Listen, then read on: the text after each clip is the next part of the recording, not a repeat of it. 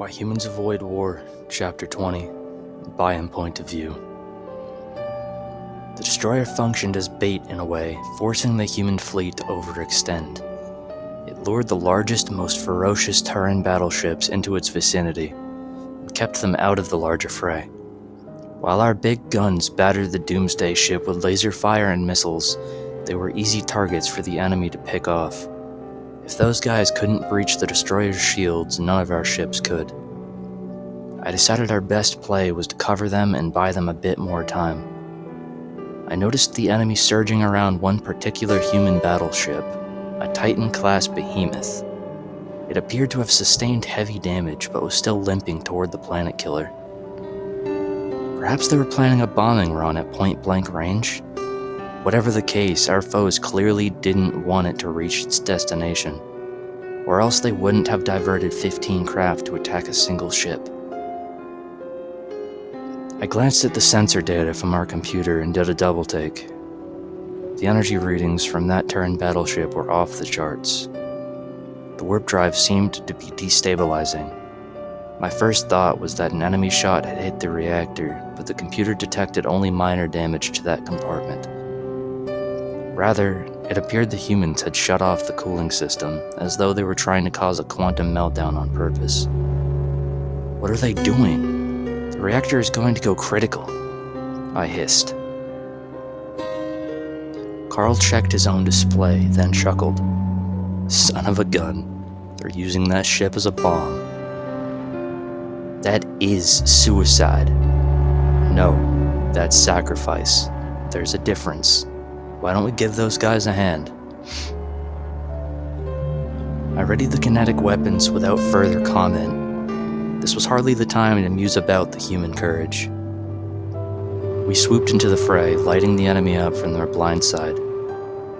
A few of the ships snapped their attention to us, giving our allies a slight reprieve. Their first instinct was likely to pick us off with plasma rounds, but Carl pulled us in dangerously close to their position. Any shots fired at us would risk hitting their own ships.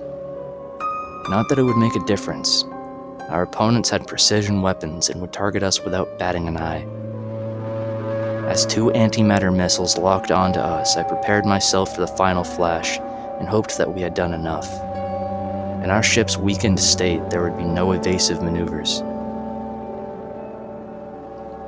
Deploy the last mini-missiles by him, Carl barked. My fingers obeyed before my brain processed his request. If their original purpose was as interceptors, perhaps they could stop the inbound projectiles.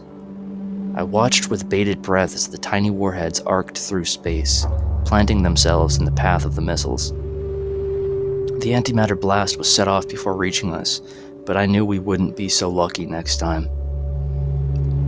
Our vessel peeled back before they could target lock us again, circling for another pass. I could feel the ship shuddering each time we turned. In her current condition, we were pushing the limits of her capabilities. The warning lights panel looked like abstract art, with more colorful indicators blinking to life every second. Most of the enemy craft had turned their focus back to the suicidal battleship. It was easy enough for them to brush off any Terran skirmishers that came to their allies' aid. However, one of their fighters had tracked our movement and veered off from the pack. It was zipping toward us at full speed, plasma weapons primed for the kill. I lined it up in our sights, resigned to another shootout. At this point, it was more about taking as many of them with us, rather than surviving. My resignation morphed into pure terror as I saw a predatory, crazed smile on Carl's face. Humans usually had that expression right before they did something insane. Let's play a little game of chicken, shall we? He growled. A high-pitched yelp escaped my throat as our ship accelerated to full speed, and I was flung back in my seat. The floorboards quaked beneath my feet, and I noticed new warnings popping up in the engine column. What exactly was this chicken game the human referred to? I was pretty sure I didn't like it, since it seemed to involve playing with our lives.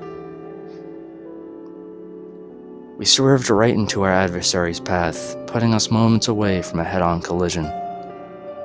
All coherent thoughts evaporated as the enemy fighter stared us down, despite our imminent demise. Carl made no attempts to slow down or turn away. My instincts screamed to lunge forward, grab the control column, and steer us out of danger, but I couldn't move. At the last possible second, our opponent deviated from their course. I exhaled a sigh of relief, realizing that I hadn't breathed in much too long. No wonder I was so lightheaded. My entire body was trembling, overwhelmed by the fear chemicals pumping through my veins. Carl, meanwhile, clapped his hands together, grinning from ear to ear. Cowards. Cheer up by 'em. They blinked, not us. I massaged my temples, groaning. Carl, I'm okay with dying, but we don't have to actively encourage it. Nonsense. Like we say on Earth, I'd rather go out with a bang than a whimper, he said. Our friends will ram the bastards in 30 seconds tops, so hit 'em with everything we got. The route back to the Turan battleship's side was clear after our little stare-down. We soared past its assailants, and I unleashed every bit of ammunition we were carrying, even types I knew wouldn't work. None of our hits landed any serious damage, but fortunately help had arrived. Most of the remaining human vessels had joined the suicide mission, protecting the battleship at all costs. I saw a few hurl themselves into the line of fire, using their puny skirmishers as shields. Others rammed into enemy ships, pushing them away from the battleship. The humans were unyielding in the face of death, undeterred as their allies fell around them. When pressed against a wall, their bloodlust bordered on insanity. I drained the last of our ammunition, watching as the battleship crossed the final stretch. It buried its nose in the destroyer's side, and the impact was enough to tip its destabilized reactor over the edge. The meltdown unleashed staggering amounts of energy on the planet killer's insides. To my amazement, it burst apart at the seams. The once untouchable destroyer fractured into several pieces, which began to crumple in on themselves. Our sensors detected magnetic fluctuations hinting that their own reactor was cascading out of control.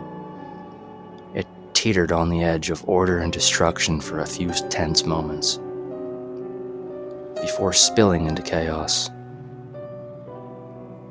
The scraps of the mighty ship fused together into a deformed monstrosity, folding up like a paper ball. Our communications crackled to life, startling me. Whatever had been jamming our transmissions must have been aboard the destroyer. The voice belonged to the same officer who had tried to stop us earlier.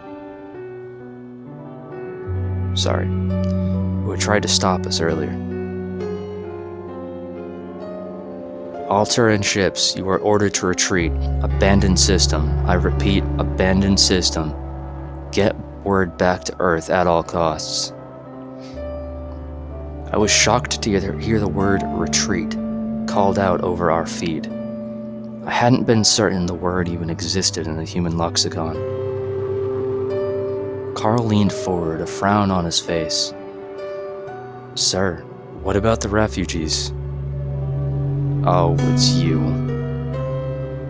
The officer's tone carried a mixture of disdain and disappointment.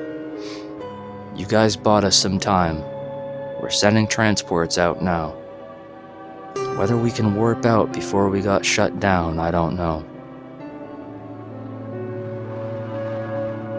The Devourers will be on you in seconds. They're everywhere. You need an escort. We're probably going to die, I'm aware. If you stick around, you will too, pretty boy. My friend shook his head, clicking off the radio with a frustrated sigh. He glanced back at me, sympathy in his gaze. No doubt he was aware of our lack of ammunition and the damage to our ship. There was nothing more we could achieve. We had done everything we could. Any reasonable being would leave and live to fight another day. He's right, Byam. Carl finally spoke. If I thought it would make a difference, I would stay. But with this ship... I tried to suppress the guilt fogging my mind. It wouldn't be fair to ask Carl to die a pointless death, after all, just because I had my son's death on my conscience.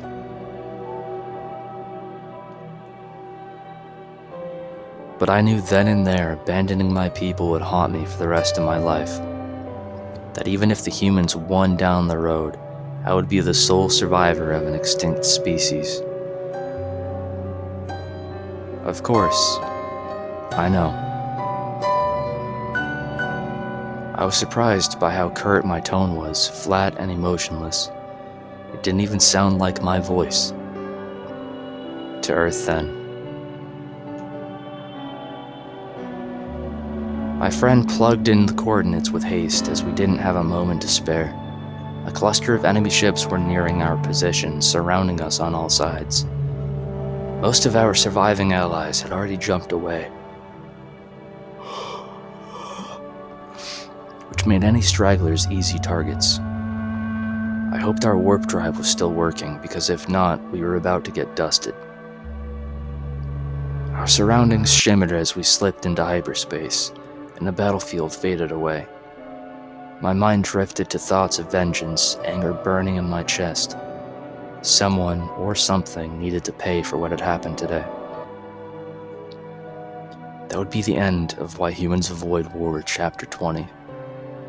If you liked it, like the video. If you didn't, let me know why. If you have a full day ahead of you, I hope it goes well, and if you're going to bed soon, then I wish you sweet dreams. I'll see you in the next one. Ciao.